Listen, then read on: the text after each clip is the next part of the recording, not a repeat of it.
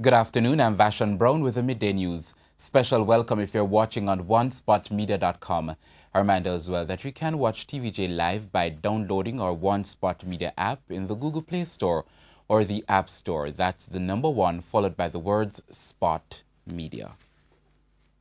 6 guns and over 400 rounds of ammunition were seized yesterday during an operation at a warehouse in Newport East in Kingston. The 6-hour operation was carried out by the Custom Enforcement Team and the Counter-Terrorism and Organized Crime Investigation Branch. 5 handguns, 1 M16 rifle, and 484 assorted rounds of ammunition were found in a barrel. The weapons were found in a shipment of food from the United States. No one has been arrested or no arrest has been made in connection with the seizure. The St. Elizabeth police are warning the public to be careful when buying goat meat. This follows the theft and the slaughtering of several animals, including some that were pregnant on a farm in Middle Quarters in the parish last night. The police say consuming the meat can lead to health problems. Farmer Juliet Jones says the thieves made off with 8 of her goats. The animals were valued about $50,000 in recent weeks. Thieves have been wreaking havoc on cattle and goat farmers in the Middle Quarters community. The DuPont Primary School in St. James was vandalized over the weekend. Charts and other records were among the items destroyed. This is not the first time the institution has been invaded by unknown persons. The school said it had put measures in place to secure the school's canteen and administrative building. Those areas were not vandalized this time around. Chairman of the DuPont Primary and Infant School, Reverend Wayne Smith, said that the members of the community should play a part in keeping the school secure. We should be taking care of our school, not to break it down. The school is an institution in the community that offers education that will seek to shape the future of our children, who will become men and women of tomorrow. So we want all community members to take care of the school in this community. The Counter-Terrorism and Organized Crime Investigation Branch, CTOC, has made a breakthrough in the divorce racket which has been uncovered at the Supreme Court. 4 persons, including a Supreme Court employee, were charged on Monday with forgery, uttering forged documents and conspiracy. Those charged are 40-year-old assistant clerk at the Supreme Court, Camille White, 44-year-old construction worker Artnell Sampson, 35-year-old studio engineer Wayne Anaki, and 36-year-old farmer Shervin Levy. Miss White was arrested when she turned up for work Monday morning. It's alleged that in 2015, she collected $20,000 as part payment to fast-track a divorce for one of the complainants. She failed to carry out the transaction. Now, the 4 accused were each offered station bail in the sum of $100,000. They will appear in court on October 26. Meanwhile, news has emerged that the divorce scam in Jamaica could be more widespread than initially reported. This was revealed by the Justice Minister Delroy Chuck in an interview with our news center last night. So we are getting additional decree absolutes, which are fraudulent. So it means that the fraud and the corruption are much more widespread than we even imagine. And it seems to me that there may be other players. I hope they are extricated from the system. A student of the Gibraltar All-Age School in St. Anne was hit down yesterday evening by a motor vehicle. He has been identified as 6-year-old O'Neill Williams. Reports indicate that little O'Neill Williams was exiting a taxi and was attempting to cross the main road when he was struck by a motor vehicle. He died on the spot. His lifeless body was dragged a few meters before the car stopped at an embankment. Now, residents of the community hurled insults at the police officers for telling the father to remove the child's body and to place it in the police jeep, where it was then taken to the St. Anne's Bay Hospital before the scene could be processed. Now, crime scene investigators collected the body and took it to a funeral home. The residents are now calling for an investigation into the matter. Work hard. At least first, let's see them and they stop when they are. And when they stop when they are, I say, man, how you close it so virgin? I don't say you left your hand. And he fix up himself. So I turn to somebody, he shop you and say, yo, give them 2 drinks in. And all me could have, when he go in a taxi, in wave to me, sir. And that's it. Me come get phone call saying, the little boy dead on it. Me come see him on it dead. What you hear happen? Don't say it. Don't say it. What you hear happen? Me hear saying, come out that car and taxi me, my next car looking. Now, the driver of the car has been detained by the police and will be questioned later today. One man and a woman have been hospitalized following a motor vehicle accident along the Spanish Town Road around 10:30 this morning. It's unclear how serious their conditions are, but one eyewitness explained what took place. A vehicle come out of the little lane here, so, and stopping at the middle road. And a bike man stop now and start cuss the car man. So while him a cuss the car man, in front of the car man, and he's like, him don't know what him a do, him just ride out in the lane here, over the side there. And an oncoming vehicle come in and see him and realize, say, well boy, I'm going to lick the bike man here, so if me not swing, the bike man go dead. So if me not swing, and as soon as him swing the car, lick the curb here, so fly in the air and just come drop on my next vehicle here, so. Individuals were taken to the Kingston Public Hospital where they are receiving treatment. TVJ News understands that speeding was a contributing factor to the accident. The eyewitness has this message for motorists.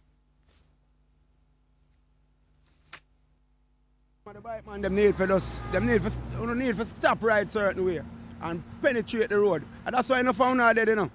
And guess what? When you just start ride bike with you, you do nothing better than that, man.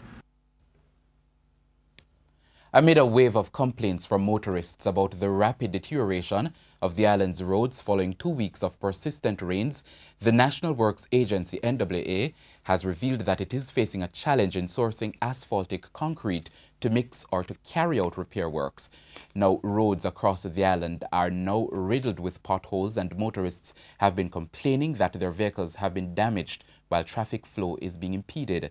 NWA Communications Manager Stephen Shaw explained what has caused the challenge in repairing roads.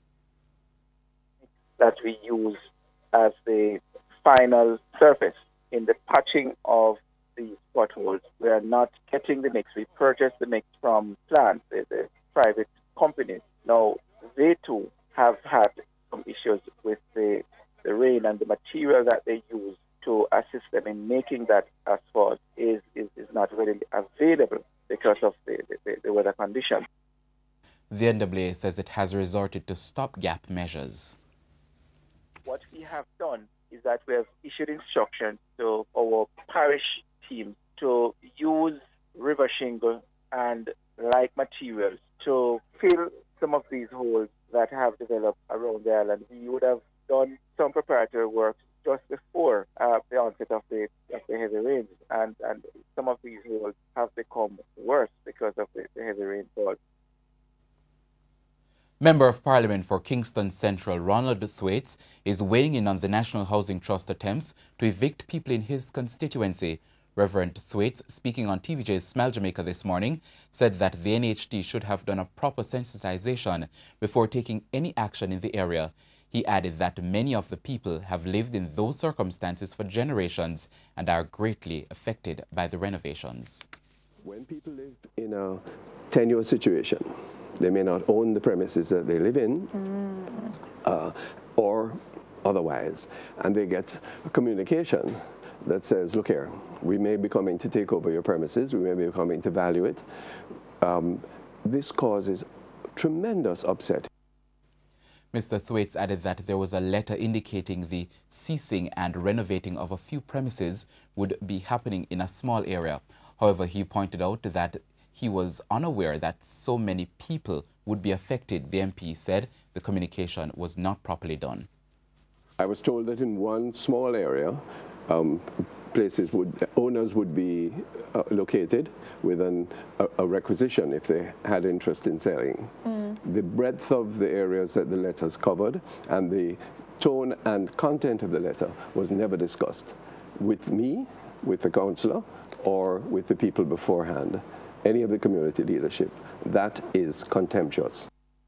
Mr. Thwaites said the NHT needs to have a meeting outlining the plans for the development of the area, indicating timeframes and how new and improved residential accommodations will take place. With today being celebrated as National Mental Health Day, we take a look at the National Mental Health Policy and how it's been working, particularly for the people who need help the most. The idea has been to keep, treat and provide services to mentally ill people in their communities instead of special hospitals. But has that plan been working? TVJ's Shamela Mitchell has more. Mad, sick head no good. Just a few of the many derogatory terms used to describe people who have mental illnesses. Rosetta Allen from Darliston, Westmoreland has heard the name calling. Her son Paul was diagnosed as mentally ill in his late 20s. From he was about 29, 30. We don't know what happened to him. He got to America and come back here. Mental ill. The vast majority of mentally ill people are no more likely to be violent than anyone else. But Paul is in that minority. Him chop up one man and then them take him away. The family sometimes takes him to the Darliston Health Center. We cannot manage him because if we tell him to come, make we carry him to the health center to see the medical doctor, mental aid doctor, him tell we mad. But people like Rosetta Allen shouldn't only have to carry their relatives to the health centers.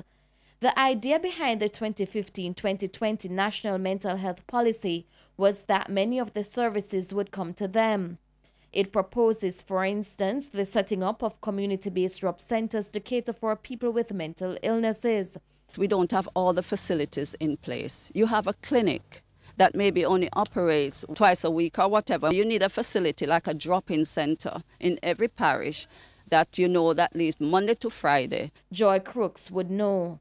She runs the Committee for Upliftment of the Mentally Ill, CUMI, a St. James organization. But Dr. Elizabeth Crossman, the head of psychiatry for the Western region in the Ministry of Health, says even in the absence of a drop-in center, once people who need help don't visit the clinic, a mental health team should visit them. Shamela Mitchell, TVJ News. The Pembroke Hall Primary School celebrated their 50th anniversary at the Pembroke Hall Methodist Church recently. Guest speaker at the anniversary service, Education Minister Senator Will Reid, reiterated the need for the rural bus service. Now, Senator Reid says once initiated, the rural bus system will help to cushion the pockets of parents. You say that they have serious financial constraint just to pay $500 a day for each child to get to school, plus lunch money. In the meantime, the minister praised the members of the institution for their continued growth in numbers and exam passes. Your record in academics speaks for itself. Last year, you recorded more than 90% of the GSAT students gaining entry to the schools of their choice. And in 2016, your grade 4 literacy and numeracy exams, you had over 90% and 75% passes respectively. Also in attendance, the first batch of 200 students who were enrolled at the institution when it was established in 1967. Mr. Richard Nathan spoke on the growth of the school.